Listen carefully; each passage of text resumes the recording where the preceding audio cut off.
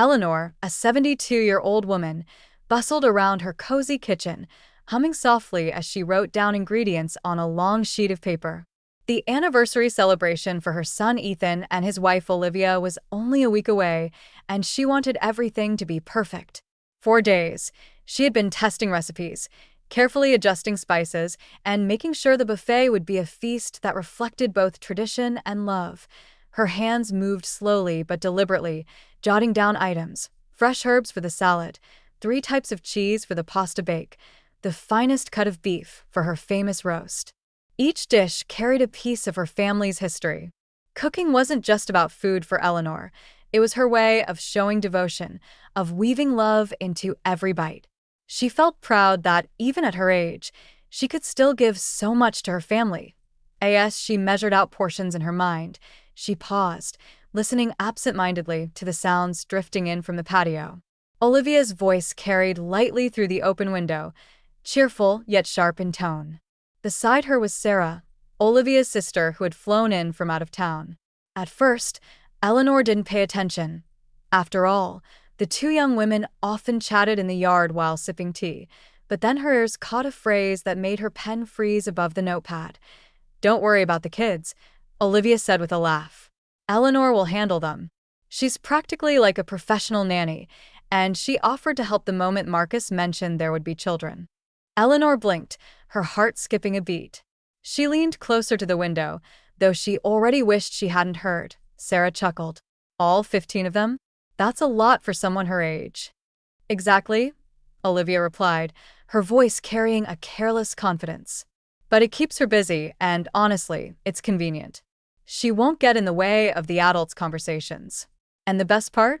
It's free." Eleanor stood still, the pencil trembling in her hand. A dull ache spread through her chest. She had thought she was being valued as part of the celebration, bringing warmth, tradition, and love through her food.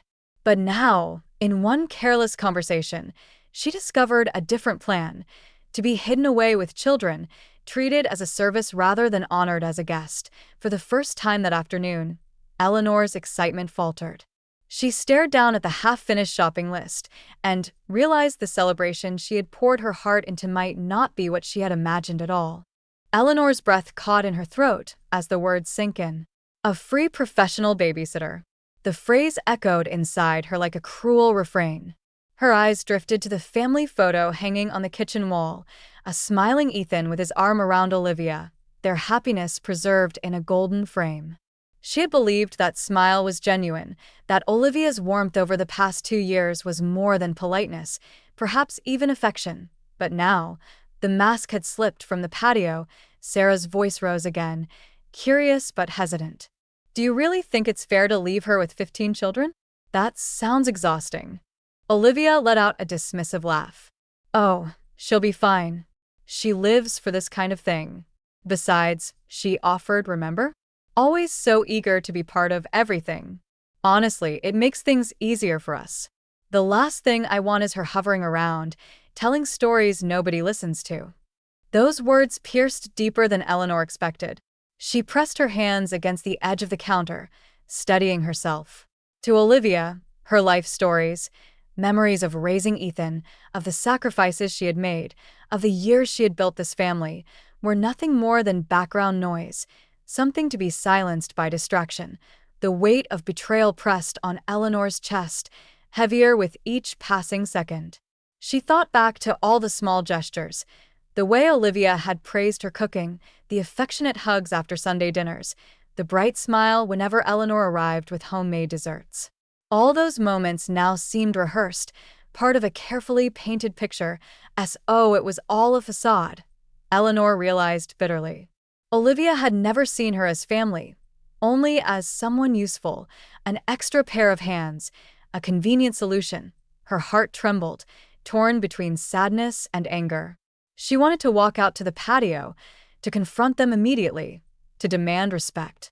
But instead, she stayed rooted to the kitchen floor, her dignity holding her back. She would not allow them to see her shaken. Not yet. Through the window, Olivia's laughter rang out again, light and carefree, as if Eleanor's worth could be decided and dismissed in a casual conversation, and in that moment, something inside Eleanor shifted. The excitement she had felt for the anniversary celebration was gone, replaced by a cold, simmering clarity. This was no longer about food or family tradition, it was about her dignity, her place in a family she thought she belonged to. Eleanor sat at her kitchen table long after Olivia and Sarah's voices had faded from the patio. The grocery list she had been working on lay crumpled beneath her trembling hands. Every item she had written, a cake for Ethan, the roasted lamb Olivia adored, the fresh roses for the centerpiece, suddenly felt like chains binding her to a role she had never agreed to play. Her chest burned with a mixture of humiliation and fury. For years, she had prided herself on being dependable, the kind of mother who stepped in quietly to smooth rough edges, to make celebrations memorable. But now, she saw the cruel twist of that devotion. She wasn't cherished, only used. She reached for the phone with unsteady fingers, scrolling through her contacts until she found the one person who would understand, Martha. They had been friends for nearly 50 years, weathering marriages, funerals, and the long, lonely stretches of widowhood together. If there was anyone Eleanor could be honest with, it was her. "Martha," she said when her friend picked up, her voice raw. "You won't believe what I just heard." She poured everything out, the overheard conversation, the sting of Olivia's words, the realization that she was seen as nothing more than free labor. Martha listened without interruption, but Eleanor could hear the indignation building in her friend's sharp breaths. "That's disgraceful," Martha finally snapped. "You've bent over backwards for that family, Ellie. And this is how they repay you? By turning you into the hired help? No. You don't have to take this." The firmness in Martha's voice lit something inside Eleanor, a spark of defiance that had been smothered for far too long. "You're right," Eleanor said softly, the words tasting foreign but liberating. "I don't." That evening, she sat at her desk, methodically dialing numbers. The caterer was the first to go, her polite but firm tone canceling trays of hors d'oeuvres and main courses. Next came the florist. She withdrew the order for the additional bouquets she had intended as a surprise. With each cancellation, Eleanor felt lighter, as if invisible shackles were falling away. For once, she wasn't thinking about making things easier for everyone else. She was thinking about herself. When she hung up the last call, Eleanor leaned back in her chair and let out a breath she hadn't realized she was holding. The house felt different now, not a prison of expectations, but a place where she could finally breathe. She poured herself a glass of tea and called Martha again. "It's done," she said. "The food, the flowers, everything." On the other end, Martha chuckled approvingly. "Good. Now, let's make your plans, Ellie. Plans that don't involve 15 screaming children." For the first time in years, Eleanor smiled. Not the polite, weary smile she had perfected for family gatherings, but a real, fierce smile that came from deep within. The party would go on without her contributions. But so would she. The morning of the anniversary dawned bright and crisp, the kind of day that once would have filled Eleanor with nervous energy as she rushed about, making sure every detail was perfect. But this time, there was no rushing. Instead, Eleanor stood in her bedroom, gazing at the neatly packed overnight bag on her bed.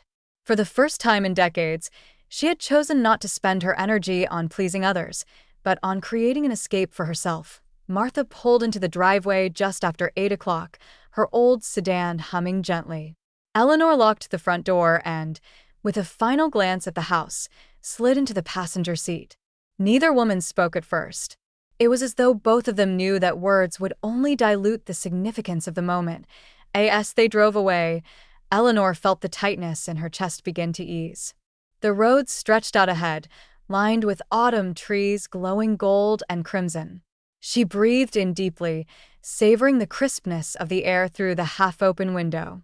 With every mile that carried her farther from the house, she felt lighter, as if she were shedding the weight of invisible expectations. When they arrived at the spa, a sprawling estate tucked behind iron gates and surrounded by serene gardens, Eleanor felt a jolt of awe. She had seen pictures online when booking the place, but the real thing was something else entirely. A fountain trickled in the courtyard, its soft sound blending with birdsong. The building itself exuded tranquility with its tall arched windows and pale stone walls bathed in morning sunlight. "Ellie," Martha said softly, "you deserve this more than anyone I know." Inside, they were greeted by the calming scent of lavender and eucalyptus. Eleanor signed in, her hands steady, and turned off her phone with deliberate finality before sliding it into her bag. A small but triumphant smile touched her lips. Let the calls come. Let the texts pile up. For once, she would not be available. Their first treatment was a warm stone massage. As the heat seeped into her tired muscles, Eleanor closed her eyes and felt years of tension unravel. She thought of Olivia pacing around, scrambling to fix the mess without her, of Ethan trying to soothe angry guests, of children running wild through the venue. For the first time, the thought of missing such an event did not fill her with guilt but with liberation. Later, she and Martha lounged in white robes by an indoor pool, sipping herbal tea. Sunlight streamed through the glass ceiling, casting a golden glow over the water. Eleanor laughed at something Martha said, her laughter free and unguarded, echoing in the quiet space. It struck her then how long it had been since she'd laughed like this, without restraint, without the fear of being judged or dismissed. That evening, after a gourmet dinner served on a terrace overlooking the gardens, Eleanor leaned back in her chair, her heart calm. For the first time in years, she wasn't the servant of a celebration. She was the honored guest of her own choosing. This, she whispered to herself, is what dignity feels like. As the stars appeared above, Eleanor realized that this was more than just a getaway. It was the beginning of a new chapter in her life, one where her worth was no longer defined by what she gave, but by who she was. At exactly 3 o'clock, Eleanor reached into her bag, retrieved her phone, and pressed the power button. The screen flickered to life, instantly lighting up with a cascade of notifications, missed calls, voicemails, text messages stacked one after another. For a moment, she simply stared at the device, almost amused at how much desperation could fit into a glowing rectangle. The first call came before she even had a chance to open her inbox. It was Ethan. His voice, usually steady and patient, now cracked with panic. "Mom, where are you? The party's already started. It's a disaster. The caterer says half the food was never confirmed, the flowers aren't here, and the kids. Oh God, the kids are everywhere. We can't control them. Olivia's crying in the bathroom, Sarah's overwhelmed, and people keep asking where you are. Please, please come back. We need you." Eleanor listened in silence, her face calm. She could picture it all, children screaming and running wild, guests exchanging uncomfortable glances, Ethan trying to plaster on a polite smile while juggling chaos. It was exactly the kind of nightmare she had endured too many times before. Always the one to fix things, always the one to sacrifice, but not this time. When Ethan finally paused for breath, Eleanor spoke. Her voice was steady, low, and edged with the authority of someone who had finally reclaimed her dignity. "Ethan, listen to me carefully. I am not your babysitter. I am not your event planner, nor your servant. I was invited as a guest, your mother, no less. And I will not walk into a place where I am treated as anything less than that." There was a stunned silence on the line. Then Ethan tried again, desperation rising. "Mom, please. I know it sounds bad, but it's just a misunderstanding. We didn't mean—" Eleanor cut him off gently but firmly. "No, Ethan. It wasn't a misunderstanding. I heard Olivia and Sarah with my own ears. They made it very clear what they think of me, and I refuse to play that part." Her words landed like stone. She could almost hear Ethan's breath falter on the other end, as though he had been slapped with the truth he didn't want to face. More messages buzzed in. Olivia this time, her text swinging between pleading and accusatory. "Where are you? How could you do this to us? You're ruining everything. Please, we need you. Just come back." Eleanor read them, her face expressionless. Once upon a time, such words would have pierced her heart. She would have rushed back, apologizing for problems that weren't hers, smoothing everything over at the cost of her own peace. But now, Sitting in a spa robe with the scent of lavender still clinging to her skin, she felt nothing but clarity. She typed out a single reply: "I will not attend a party where I am treated like staff. If you want me in your lives, it will be as family, with respect." And with that, she set her phone back down on the table, the noise of incoming messages muffled by her decision. She poured herself another cup of herbal tea, lifted it slowly, and took a calm, deliberate sip. For the first time in years, Eleanor felt like she was truly heard, if not by them, then by herself. The days after the disastrous anniversary party stretched out in a haze of unanswered calls and unread messages. Eleanor kept her phone on, but each time Ethan's number appeared, she let it ring until it stopped. The silence wasn't out of cruelty, it was a deliberate boundary. For the first time, she was making them sit with the consequences of their actions. By the third day, her voicemail was filled with Ethan's frantic apologies and Olivia's increasingly desperate pleas. Some messages were tearful, others defensive, but they all carried the same undertone: regret mixed with fear of losing her for good. Finally, one evening, Eleanor answered. Her voice was calm, almost too calm, when she said, "Hello." There was a sharp intake of breath on the other end. "Mom, thank God," Ethan said quickly. "Please let me explain." "Olivia, she wants to talk to you." A moment later, Eleanor heard Olivia's voice, shaky and raw. "Eleanor, I owe you the truth." Eleanor said nothing, waiting. "I lost my mother when I was 11, Olivia began, her words halting at first. "She was everything to me, and when she was gone, I never really learned how to let another woman fill that space. With you, I should have been grateful. I should have treated you like family. But instead, her voice cracked. Instead, I used you. Because I was afraid. Afraid of getting close. Afraid of needing you and losing you too." The confession hung heavy in the air. For the first time, Eleanor heard vulnerability instead of manipulation. Olivia pressed on. "I acted selfishly. I thought of you as someone to make my life easier, not someone to honor. And that was wrong. I see it now. Please give me a chance to do better. Not for Ethan, not for appearances, for me. I want to change." Eleanor closed her eyes, absorbing the words. Part of her ached with sympathy. She knew the pain of loss too well. But another part of her, the part that had been humiliated and dismissed, whispered caution. Change could not come with promises alone. When she finally spoke, her voice was steady, deliberate. "Olivia, I appreciate your honesty. But one apology cannot erase years of disrespect. If you want a second chance, you'll have to earn it. That means basic respect. No more treating me like a servant, no more decisions about me made behind my back. And it will take time. I will not rush to forgive." There was a pause. Then Olivia whispered, "I understand. And I'll prove it, however long it takes." For the first time since the betrayal, Eleanor allowed herself to breathe a little easier. She wasn't offering unconditional forgiveness, only the possibility of redemption. It was a fragile beginning, but it was on her terms, and that, she realized, was the difference. True change, Eleanor knew, could only be proven through action. Words, however heartfelt, were fragile things, easily spoken, easily broken. So when Olivia promised she would change, Eleanor remained polite but reserved, waiting to see if the promise would hold. To her quiet surprise, it did. The first test came a week later, when Olivia invited Eleanor to coffee. Not out of obligation, not to ask a favor, but simply to talk. The gesture was small, but meaningful. Olivia listened more than she spoke, asking about Eleanor's favorite childhood memories, her late husband, even her cooking secrets. For the first time, Eleanor felt seen, not as a resource, but as a woman with a story worth hearing.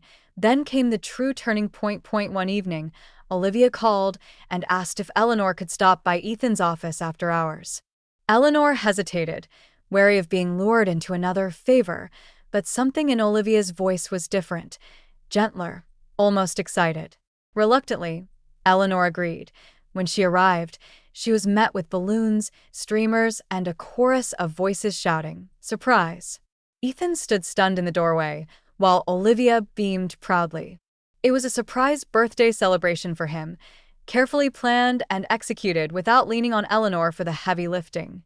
Instead, Olivia handed her a small box of ribbons and said, "Would you help me with the final touch? You always make things beautiful." For once, Eleanor wasn't doing the work alone. She was a partner, her contribution welcomed, not demanded. As the evening unfolded, Olivia did something even more unexpected. She raised her glass and publicly acknowledged Eleanor. This party wouldn't be complete without the woman who taught Ethan what family means, Olivia said, her voice trembling but clear. "Eleanor, thank you, not just for tonight, but for all the love you've given us. I want to be worthy of it." The room erupted in applause, and Eleanor, though embarrassed by the attention, felt her throat tighten with unexpected emotion. Later, when the guests had gone and only the two women remained, Olivia asked for a private word. They sat together in the quiet office, the remnants of decorations scattered around them. "I need you to know," Olivia began softly, "that everything I did before, it wasn't because I hated you. It was because I was scared. Losing my mother so young left me hollow. And when you came into my life, part of me wanted to pull you close, but another part wanted to push you away before I could lose you, too. I know I hurt you, and I can't undo it, but I can change what I do from now on." Eleanor studied her face in the dim light. For once, there was no mask, no false sweetness, only sincerity laced with fear and hope. She reached across the table and placed a hand over Olivia's. "Then show me, Olivia. Not through promises, but through how you live. That's all I ask." It wasn't forgiveness, not yet, but it was a door, cautiously left open. The seasons turned, and with them came a gentler rhythm in Eleanor's life. The tension that once sat heavy in her chest had eased, replaced by a quiet confidence. She no longer tiptoed around Ethan and Olivia, nor did she allow herself to be boxed into a role she hadn't chosen. She was free, finally free, to define what family meant to her. One crisp autumn afternoon, Olivia and Ethan invited her over for tea. Eleanor noticed Olivia's hands trembling slightly as she set the cups down, her eyes shining with a mix of nerves and joy. "We have something to tell you," Ethan said, glancing at his wife. Olivia took Eleanor's hand. "We're having a baby." Her voice cracked on the last word, a tear sliding down her cheek. "And we want you to know, you will always have a place in our child's life.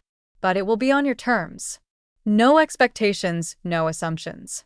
Just love, the way you choose to give it." Eleanor's heart swelled. For so long she had fought to be seen as more than a duty, more than an unpaid helper. Now, in this moment, she felt not just seen but honored. Tears blurred her vision as she whispered, "Thank you. That's all I've ever wanted, respect and the freedom to love as myself." In the months that followed, as Olivia's belly grew and Ethan busied himself with preparations, Eleanor began a project of her own. She gathered her handwritten recipe cards, notes scribbled in the margins of old cookbooks, and the countless dishes she had perfected over decades of cooking for family. But this time, she added something more: stories, reflections, and lessons woven between the recipes. Her book was not just about food. It was about the heart behind it, the difference between giving out of genuine love and giving because one is pressured or taken for granted. Each recipe carried a story: the roast chicken that comforted Ethan during exams, the lemon pie she baked to soothe her own grief after her husband passed, the stew she had once made out of scraps that reminded her of resilience. When the book was finally published, Olivia was the first to read it cover to cover. She underlined passages, her tears staining the pages, as she recognized in Eleanor's words the courage she herself had lacked for so long. "This isn't just a cookbook," Olivia told her one evening, resting a protective hand over her swelling stomach. "It's a guide to living with dignity. You've taught me that giving is beautiful, but only when it's chosen freely." Hearing that, Eleanor felt a quiet peace settle over her. She had not only reclaimed her voice but passed on a legacy that her family could carry forward, one rooted in love, respect, and self-worth. On the day her grandchild was born, Eleanor stood at the hospital window, gazing at the new life cradled in Ethan's arms. She knew then that her journey had come full circle. She was not a servant, not an afterthought, but a matriarch whose love now flowed freely, strengthened by boundaries. At last, Eleanor had found happiness on her own terms. And in doing so, she had built a legacy that would outlast her recipes, a legacy of courage, respect, and love that would nourish generations to come.